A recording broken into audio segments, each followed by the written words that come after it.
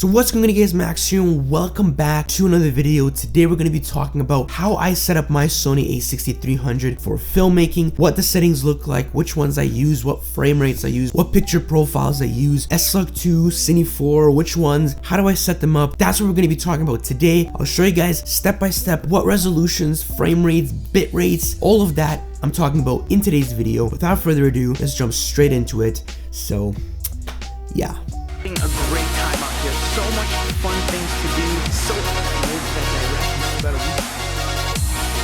have a fun time, you know, like I feel like I don't. So before we actually dive straight into today's video, I want to also preface that my voice is literally like a dying horse. It sounds terrible. I'm sick right now. Been sick for like 2 days. I need to make this video anyway, so if I sound like I'm a dying giraffe or a dying horse, I do apologize. But without further ado, let's just jump, I guess, straight into the video. So let's first start off with file formats, which in other words is resolutions. Let's first talk about the resolutions that I use, resolutions that I recommend that you guys shoot on. And also, this is going to apply to all Sony users. If you're shooting on the a6400, a6500, the a7 III, a7R3, the a7 II, doesn't matter what Sony camera you're shooting on, you can follow along and pretty much set up your Sony camera for filmmaking. I'm going to be doing it on my Sony a6300 because that's the camera I'm shooting on. That's the one that I use, so it'll work best on the Sony a6300, but it's going to be the exact same thing for pretty much all Sony cameras, most of them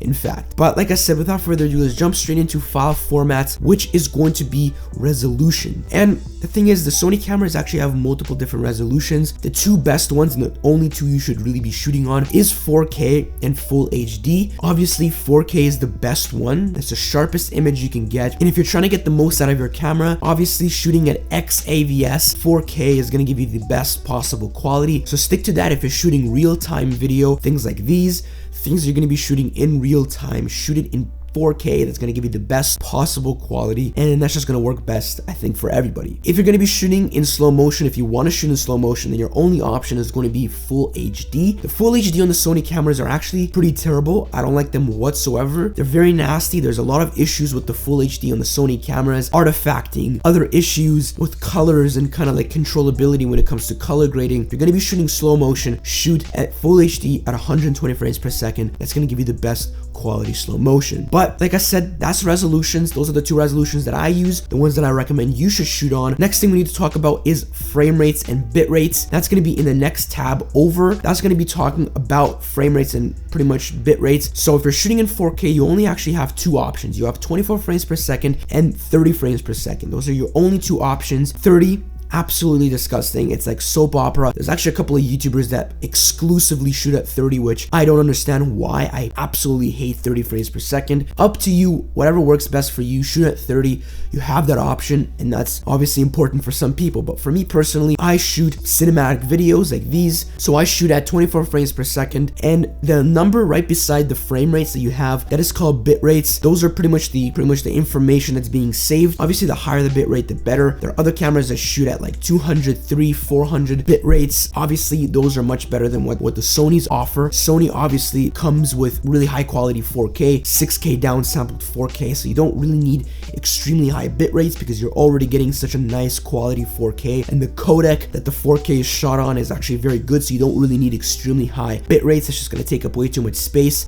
That's going to give you too much information, so 100 megabits is perfectly fine. So just stay away from 60. Only shoot at it if you are going to be pretty much using a baked-in look straight out of the camera. If you're doing it for a client, you don't want to use up too much space, that's going to work. But if you want to shoot in flat picture profiles like S-Log2, then shoot at 100 megabits because you're saving more information. You have more room in post-production to work with that footage, and it's not going to fall apart as easily. So that's resolutions, frame rates, and bit rates. Let's move on to focus. There's actually multiple different things in the focus department, and the type of focus that I recommend you guys to use is continuous AF. That's the best one. That's the one that I think almost everybody shoots at. Continuous AF is the most popular, best one. I mean, it's popular for a reason. It's really reliable, and especially if you shoot on the newer Sony a6400 or a7 III, the autofocus has been dramatically improved on those cameras, and if you're shooting continuous AF on those, it could be even better than dual pixel in a lot of forms. And even on my older a6300, autofocus and continuous AF, it's fantastic. fantastic. And if you're going to be shooting on native glass, continuous AF is the best one to go for. And that's the type of AF. Now let's talk about the focus areas. There's actually multiple different ones. The one that I use isn't really popular. It's the center autofocus. The reason I use it is because if I'm sitting in the center of the frame,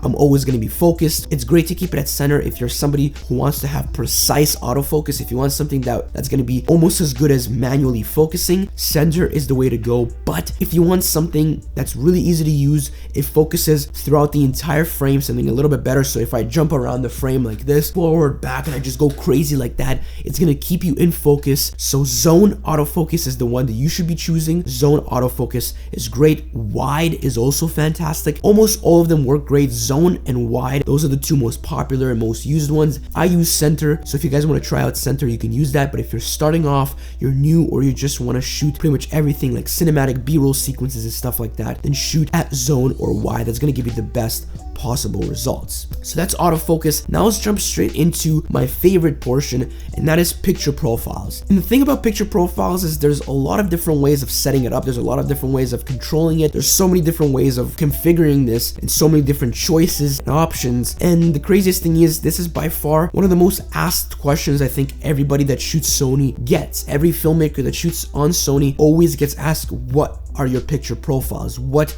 are you shooting on? And for me, I use only two. I use two different gammas or two different picture profiles on a daily consistent basis, two different ones. So on the picture profile tabs, on that tab, there's actually 9 different sections you can control, you can configure. The thing is, you can change each one and customize them for which one works best for you. In my opinion, I feel like you should organize them all. For me, I only use 2, so I customize PP1 and PP2 for the types of picture profiles that I use, and that works best for me because I don't have to search for them. Just PP1, PP2, they're the most used ones. I know which one's which, and I could jump between them very easily. I don't have to jump down, up, trying to find which one was that. Maybe I forgot that PP7 was S-Log3, and I'm trying to look for it. It's a hassle. Just organize them one by one. It's easy to customize, and that's kind of the system that I have. For PP1, my configuration is Cine 4. The gamma of Cine 4, it's probably the best one that you can shoot. It's the one that I feel like everybody who shoots on these Sony cameras use. It's the easiest one to color grade. That's first of all. You don't have to overexpose your image or underexpose, or you have to do this. All you need to do is when you're shooting in Cine 4, just expose the image the way it looks in camera. So if you're shooting a subject and it looks perfectly exposed in the image, then obviously that's the perfect exposure. But if you're shooting on things like S-Log3, S-Log2, you need to overexpose your image. So that's why I would recommend to stick just to Cine 4, especially if you're starting off, or if you just wanted to use something that's really easy to color grade, really fast turnaround time. And the thing is, Cine 4, it's not like it's a complete just bake in color. It still gives you a good amount of control, good amount of dynamic range, so you could still control your highlights, your shadows, the contrast, the blacks, the mids, the colors. It's a lot easier to color grade and shoot in general. So Cine 4 is my choice if you're just starting off, or if you just want something that's a lot easier to use.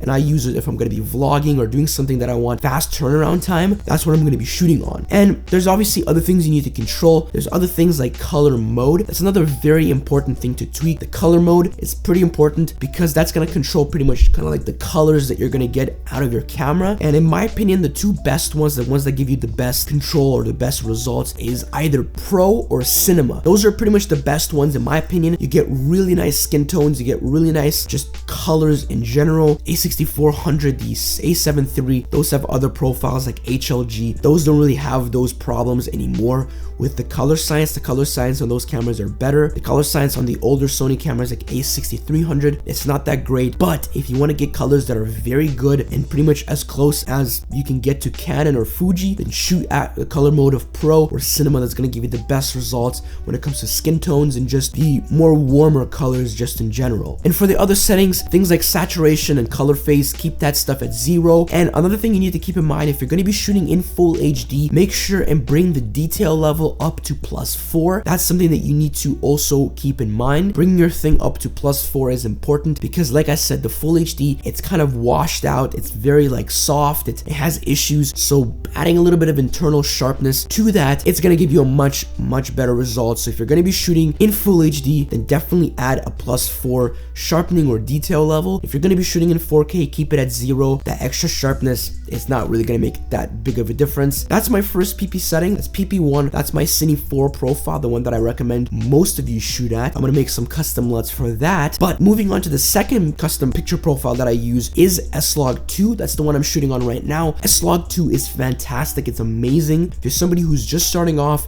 shooting an S-Log2, it's gonna be difficult. First of all, you gotta learn how to expose the image. You also gotta learn how to color grade it. So a great thing you guys can purchase is a LUT that I actually have dedicated for S-Log2. I'm using that LUT right now. If you guys want to check it out, use it. Links are going to be down in the description, maybe even up here for that LUT. I have a LUT dedicated for S-Log2. It's kind of like an all-season LUT. It's going to work on pretty much any content you create. Either you shoot outdoors, indoors, doesn't matter. This LUT is going to work great. Links are going to be down in the description for my LUT. The next things you're going to be tweaking is things like saturation, color phase, and on S-Log, I actually have things a little bit different than what I have on Cine. On S-Log, I have my saturation to -5 and the color phase to -2. That's just what I found works best for me, and especially if you're going to be purchasing my LUT, do the exact things that I'm doing here. -5 saturation, -2 color phase, detail level, especially if you're shooting in 4K, keep it at 0. If you're shooting in full HD, keep it at +4. But remember, play around with it. Choose different color modes, choose different gammas. Don't stick to just Cine 4 or just to S-Log2. Play around. Shoot in S-Log3, shoot in Cine 3, Cine 1, Cine 2. Choose different types of profile gammas. Just see what works best for you. So without further ado, hopefully you guys enjoyed today's video. Hopefully you learned something new. Hopefully you got something out of this. Make sure to like the video. It really does support the channel. Subscribe if you guys are new here. We post every single week. Also, make sure to share this video with anybody else that might find something like this useful. Other ways you can support the channel is by buying my LUTs and presets. Like I said a couple times in this video, purchase my LUTs and presets down on my website. Without further ado, I'll see you guys next time, and